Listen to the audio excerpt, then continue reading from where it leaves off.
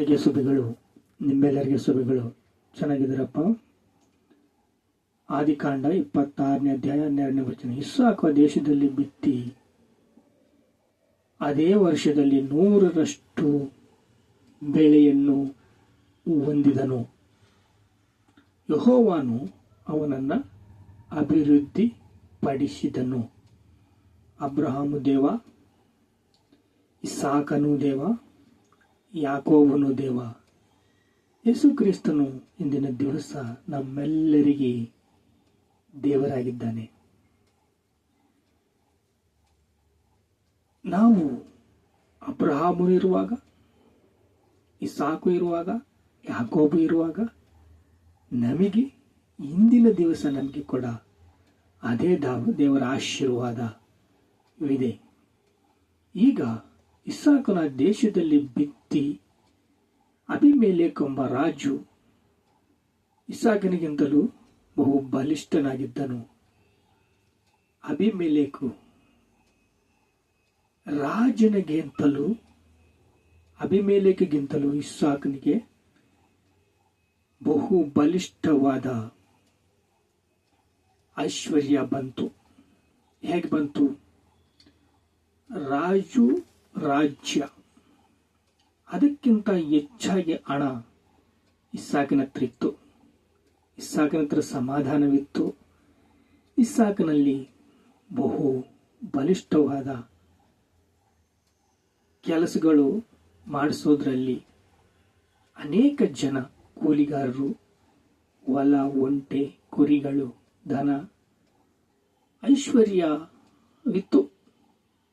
ದೇವರು ಬಿತ್ತಿದ ಫಲವನ್ನು ಅಭಿವೃದ್ಧಿ ಮಾಡಿದನು, ಆಶೀರ್ವದಿಸಿದನು. ಇದು ಹೇಗೆ ಬಂತು ಅಂದರೆ, ದೇವರು ಆಶೀರ್ವಾದ ಐಶ್ವರ್ಯ ಕೊಡುತ್ತೆ. ಆದಿಕಾಂಡ 24:24 1, 26, 24.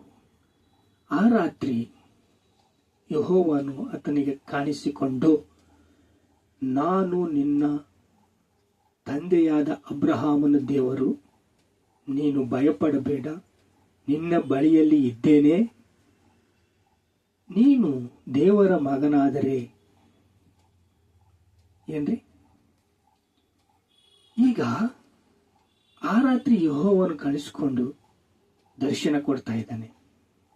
ನಿನ್ನ ತಂದೆ ಅಬ್ರಹಾಮನ ದೇವರು ನಾನು, ನೀನು ಭಯಪಡಬೇಡ. ಯಾಕಂದ್ರೆ ಅಬೀಮೆಲೆಕು ಅವರ ಏರಿಯಾ ಇರುತ್ತಲ್ಲ, ಅಲ್ಲಿ ಬಾವಿಗಳು ತೆಗಿತಾ ಇದ್ರೆ ಅದನ್ನು ಮುಚ್ಚಿಸ್ತಾ ಇದ್ರು ಫಿಲಿಪ್ತಿಯರು. ಅಷ್ಟು ಶತ್ರುಗಳು.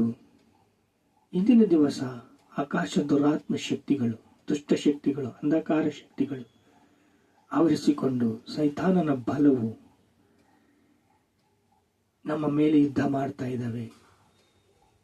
ಲೂಸಿಫರ್ ಅವರ ಸೈತಾನನಾಗಿ ಮಾರ್ಪಡಿಸಿದ್ದಾನೆ.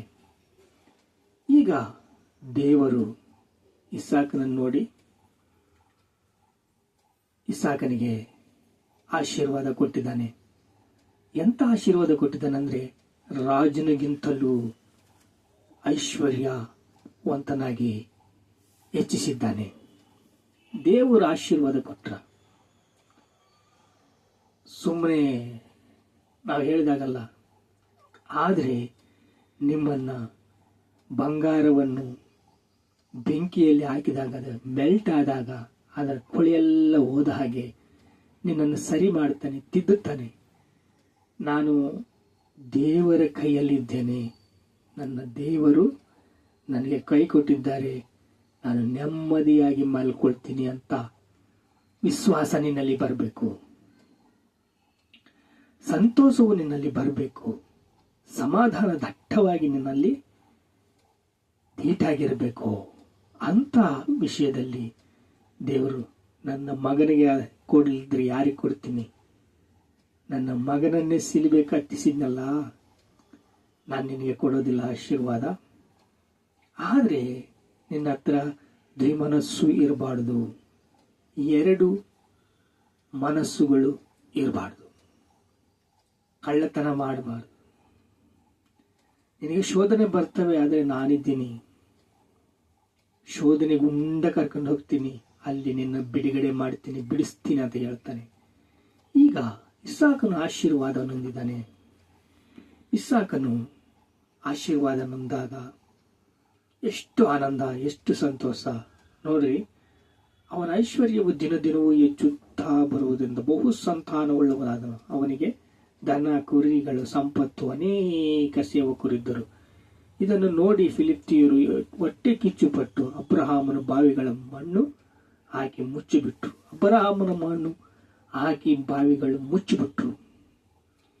ಈಗ ನೀರಿಲ್ಲ ಹೊಲದಲ್ಲಿ, ಹೇಗೆ? ಇನ್ನೊಂದು ಹತ್ರ ತೆಗೆದ್ರು ಬಾವಿ, ಇನ್ನೊಂದು ಹತ್ರ ತೆಗೆದ್ರು. ಅವರಿಗೆ ದೇವರು ಹತ್ತಿರವಿದ್ದಾನೆ, ದೇವರು ನಡೆಸ್ತಾ ಇದ್ದಾನೆ. ದೇವರ ಕೃಪೆ ಅವರಿಗೆ, ಪ್ರೀತಿ, ದೇವರ ಪ್ರೀತಿ, ದೇವರ ಕೃಪೆ ಅವರಿಗೆ ಇದೆ. ಈಗ ಫಿಲಿಪ್ತಿಯರು ಹೊಟ್ಟೆ ಕಿಚ್ಚೆಯಿಂದ ಅಬ್ರಹಾಂ ಬಾವಿಗಳು ಮುಚ್ಚಿದ್ರು. ಇನ್ನೊಂದು ಹತ್ರ ಬಾವಿ ತೆಗೆದ, ಇನ್ನೊಂದು ಏರಿಯಾಗೆ ಹೋಗ್ಬಿಟ್ಟ, ಅಲ್ಲಿ ಗುಡಾರಗಳನ್ನು ಹಾಕೊಂಡ. ಇಂದಿನ ದಿವಸ ನಾವು ದೇವರ ಆಶೀರ್ವಾದ ಹೊಂದಿಕೊಂಡು, ದೇವರ ಪ್ರೀತಿ ಹೊಂದಿಕೊಂಡು, ದೇವರ ಪ್ರೀತಿಯನ್ನು ಅನುಸರಿಸಿ ದೇವರಿಗೆ ಮೋಸ ಮಾಡಬಾರದು. ದೇವರ ಹತ್ರ ಹೇಗೆ ನಡ್ಕೋಬೇಕು ಹಾಗೆ ನಡ್ಕೋಬೇಕು. ಹೆದರಬಾರ್ದು. ನೀನು ಹೆದರಿದ್ರೆ ದೇವರ ಮಗನಲ್ಲ. ಹೆದರಿಕೆ ಇದ್ದಾಗ ನಿಮಗೆ ಭಯ ಉಂಟಾಗುತ್ತೆ. ಭಯದಿಂದ ಸೈತಾನನು ನಿಮ್ಮನ್ನು ಆವರಿಸಿಕೊಂಡು ಇದೆಲ್ಲ ಸುಳ್ಳಂತಂದು ಹೇಳಿ ಅವನ ಕಡೆ ತಿರುಗಿಸಿ ಅವನ ಕಡೆಗೆ ಅವನ್ನ ಆರಾಧಿಸುವಾಗಿ ಮಾಡ್ತಾನೆ. ಈಗ ನೋಡ್ರಿ, ಯೇಸು ಕ್ರಿಸ್ತನನ್ನು ಶೋಧಿಸಿದಾನ ಶೋಧಕನು. ಆ ಶೋಧಕನು ಏನು ಹೇಳ್ತಾ ಇದ್ದಾನಂದ್ರೆ, ಮತ್ತೆಯ ಸುವಾರ್ತೆ 4ನೇ ಅಧ್ಯಾಯ 7ನೇ ವಚನ, ನಿನ್ನ ದೇವರಾದ ಕರ್ತನು ನೀವು ಪರೀಕ್ಷಿಸಬಾರದು. ಏನು ಹೇಳ್ತಾ ಇದ್ದಾನೆ? ದೇವರ ಮಗನಾದ್ರೆ, ನೀನು ದೇವರ ಮಗನ? ಹೇಳು. ನೀನು ದೇವರ ಮಗನಾದ್ರೆ ಈ ರೊಟ್ಟೆಗಳನ್ನು, ಈ ಕಲ್ಲುಗಳನ್ನು ರೊಟ್ಟೆಗಳನ್ನಾಗಿ ಮಾಡಿಕೊಂಡು ತಿನ್ನು. ನಾನು ಉಪವಾಸ ಮಾಡ್ತಾ ಇದ್ದೀನಿ ನನ್ನ ಮಕ್ಕಳಿಗೋಸ್ಕರ. ನನ್ನ ಮಕ್ಕಳು ಮುಂದಿನ ಯುಗಗಳಲ್ಲಿ ಚೆನ್ನಾಗಿ ಬಾಳಬೇಕು, ಅವ್ರ ಆಶೀರ್ವಾದ ಹೊಂದಬೇಕು, ನಿನ್ನನ್ನು ಎದುರಿಸಬೇಕು, ನಿನ್ನ ಕೊಟ್ಟ ಯುದ್ಧ ಮಾಡಬೇಕು ಅಂತಂದು ಉಪವಾಸ ಮಾಡ್ತಾ ಇದ್ರೆ ಈ ಕಲ್ಲುಗಳನ್ನು ರೊಟ್ಟಿಗಳನ್ನಾಗಿ ಮಾಡಿಕೊಂಡು ತಿಂದ್ರೆ ನೀನು ಅಂತೆ ತಿನ್ನುವುದಕ್ಕೆ ಹೇಳ್ತಾನೆ. ನಿನ್ನ ದೇವರಾದ ಕರ್ತನನ್ನು ಪರೀಕ್ಷಿಸಬಾರದು. ಪೂರ ಒಂದು ಆವರಣಕ್ಕೆ ಕರ್ಕೊಂಡು ಹೋಗಿ ಬೆಟ್ಟದ ಮೇಲೆ ಇಲ್ಲಿಂದ ಬಿದ್ದುಬಿಡು, ನಿನ್ನ ದೇವರು ಕಾಪಾಡ್ತಾನೆ. ಆದರೆ ನಮಗೆ ಸೆನ್ಸ್ ಇದೆ ಅಲ್ಲ, ದೇವರು ಕಾಪಾಡ್ತಾನೆ ಅಂತ ಅಲ್ಲಿಂದ ಬಿದ್ದುಬಿಡ್ತೀವ. ಶಿಲುಬೆ ಮೇಲಿಂದ ಇಳಿ, ಶಿಲುಬೆ ಮೇಲಿಂದ ಇಳಿ. ನೀನು ದೇವರ ಮಗನಾದರೆ ಶಿಲುಬೆ ಮೇಲಿಂದ ಇಳಿ, ನಿನ್ನನ್ನು ನೀನು ಕಾಪಾಡ್ಕೋ, ನಮ್ಮನ್ನು ಕಾಪಾಡು.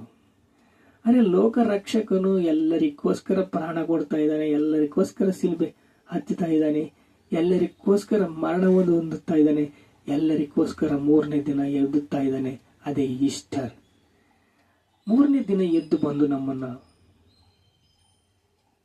ಪ್ರೀತಿಸಿ ಪರಲೋಕಕ್ಕೆ ಕರ್ಕೊಂಡೋಗೋದಕ್ಕೆ ಅನಾದಿ ಸಂಕಲ್ಪದಲ್ಲಿ ಪ್ರಣಾಳಿಕವಾದ್ರೆ ಈ ಸೈತಾನನೇನು ಹೇಳ್ತಾ ಇದ್ದಾನೆ? ಈಗ ಅಭಿಮೇಲೆಕ್ಕನ ಏನು ಹೇಳ್ತಾ ಇದ್ದಾನೆ ಅಂದ್ರೆ, ಅಪ್ಪ ನನಗೆ ಸಾಕು, ನಿಮ್ಮ ಊರಿಗೆ ನೀವು ಹೋಗ್ಬಿಡು, ನಿಮ್ಮ ಊರಲ್ಲಿ ನೀನು ಹೋಗ್ಬಿಡು. ಅಭಿಮೇಲೆಕ್ಕು ಇಸಾಕನಿಗೆ ನಮಸ್ತೆ ಹೊಡಿತಾ ಇದ್ದಾನೆ.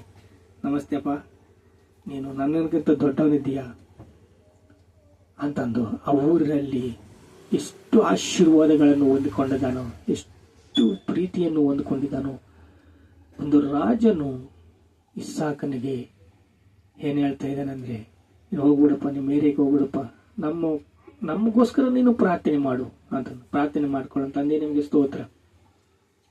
ಆ ದೇಶದಲ್ಲಿ ಬಿತ್ತಿ ಬೀಜ ಅದೇ ವರ್ಷದಲ್ಲಿ ಬೆಳೆಯನ್ನು ಹೊಂದಿದನು, ಅಭಿವೃದ್ಧಿ ಪಡೆದನು. ಅವನ ಐಶ್ವರ್ಯವು ದಿನ ದಿನವೂ ಹೆಚ್ಚಿಸ್ತಾ ಬಂತು ತಂದೆ. ನೀನು ಕೊಟ್ಟರೇನೆ ನಮಗೆ ಆಶೀರ್ವಾದ, ನೀವು ಕೊಟ್ಟರೇನೆ ನಮಗೆ ಆನಂದ, ನೀವು ಕೊಟ್ಟರೇನೆ ನಮಗೆ ಸಮಾಧಾನ, ನೀವು ಕೊಟ್ಟರೇನೆ ಕೃಪೆ, ನೀವು ಕೊಟ್ಟರೇನೆ ನಿನ್ನ ಸನ್ನಿಧಿಯಿಂದ ನಾವು ಕೃಪೆಯಿಂದ ಕೃಪೆಗೆ ಹೋಗ್ತೀವಿ. ಸ್ತೋತ್ರ ಸ್ತೋತ್ರ ಸ್ತೋತ್ರ, ಘನತೆ, ಮಹಿಮೆ, ಪ್ರಭಾವಗಳು ನಮಗೆ ಚೆಲ್ಲಿಸ್ತಾ ಇದ್ದೇವೆ ತಂದೆ. ಆಮೇನ್ ಆಮೇನ್.